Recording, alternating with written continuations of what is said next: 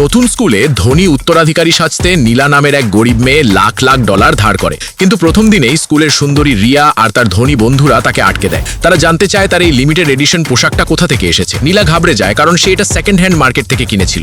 তবুও সে মিথ্যে বলে যে এক বন্ধু বিদেশ থেকে এনেছে। এরপর রিয়া তার বিলাসবহুল গাড়িটার কথা জিজ্ঞেস করে। নীলা বুঝতে পারে তারা তাকে পরীক্ষা করছে, তাই সে শান্তভাবে জানায় তাদের অনেক গাড়ি আছে আর সে এমনি একটা নিয়ে এসেছে। অন্য ছাত্ররা সাথে সাথেই ঈর্ষান্বিত হয়, কারণ এখন তাকেই স্কুলের সবচেয়ে ধনী মনে হচ্ছিল। কিন্তু রিয়া একটা ধূর্ত হাসি দিয়ে তার ধনী বন্ধুদের নিয়ে চলে যায়। নীলা ভেবেছিল সে সবাইকে বোকা বানিয়েছে। তখনই হঠাৎ তার ফোনে একটা নোটিফিকেশন আসে। রিয়া আগেই বুঝে গিয়েছিল যে সে ধনী সাজার ভান করছে। দেখা যায় নীলার কেনা পোশাকটা রিয়াই দুদিন আগে বিক্রি করেছিল। হাতায় ভুল করে তেল পড়ায় রিয়া সেটা সহজেই চিনে ফেলে। এটা শুনে নীলা পুরোপুরি হতাশ হয়ে পড়ে, কারণ ধরা পড়লে সে আর তার মা দুজনেই মারা যাবে। 6 মাস আগে তার মা খুব অসুস্থ হয়ে পড়ে আর চিকিৎসার জন্য 20 লাখ ডলার দরকার ছিল। তখনই নীলা একটা ওয়েলথ চ্যালেঞ্জে অংশ নেয়। তাকে 3 মাস এক এলিট স্কুলে ধনী উত্তরাধিকারী সাজার অভিনয় করতে হবে। সফল হলে সে 100 কোটি ডলার পাবে, কিন্তু পরিচয় ফাঁস হলে সে আর তার মা সাথে সাথেই মারা যাবে। নীলা ভাবতেও পারেনি যে প্রথম দিনেই রিয়া তাকে ধরে ফেলবে। সে ভয় পেয়ে রেস্টরুমে লুকিয়ে পড়ে। তখন তার কাছে আরেকটা নোটিফিকেশন আসে। সেখানে লেখা ছিল, কেউ লোকজনের সামনে তাকে ধরিয়ে দিলেই কেবল সে হারবে। ঠিক তখন ছাদে রিয়া আর তার ধনী বন্ধুরা নীলার খোঁজ খবর নিচ্ছিল।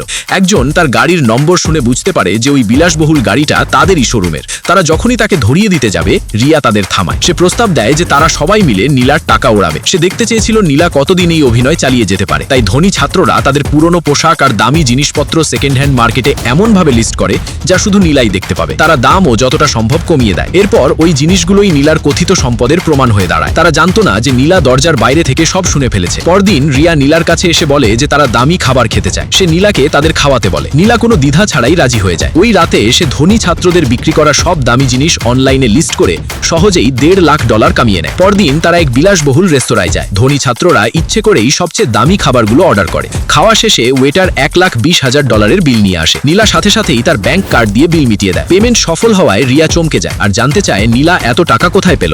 নীলা বলে যে সে ভালোবেসে সবাইকে খাইয়েছে, কিন্তু তারা তবুও তাকে বিশ্বাস করে না। এরপর নীলা সেখান থেকে চলে যায়। ধনী ছাত্ররা তাকে বোকা বানানোর ছক কষেছিল, কিন্তু শেষমেশ তারাই অপমানিত হয়। রিয়া তাদের নীলার ব্যাপারে সবকিছু তদন্ত করার নির্দেশ দেয়। দেখতে দেখতে 3 মাস কেটে যায়। রিয়া ইচ্ছে করেই নীলার জন্য এক ভোজ সভার আয়োজন করে। তখন গেম শেষ হতে আর মাত্র 1 মিনিট বাকি ছিল। একটা বাক্স হাতে নিয়ে রিয়া নীলাকে বলে যে এটা একটা সারপ্রাইজ গিফট। ঠিক তখনই বড় পর্দায় নীলার আসল পরিচয়ের তথ্য ভেসে ওঠে। ঘোষণা শুনে ছাত্ররা দ্রুত সেখানে জড়ো হয়। রিয়া যখনই সবার সামনে নীলাকে ধরিয়ে দিতে যাবে, তখনই কাউন্টডাউন শূন্যে পৌঁছায়। নীলার অ্যাকাউন্টে 100 কোটি ডলারের পুরস্কার জমা হয়ে যায়। এখন সে সত্যিই এক ধনী উত্তরাধিকারী হয়ে গেছে।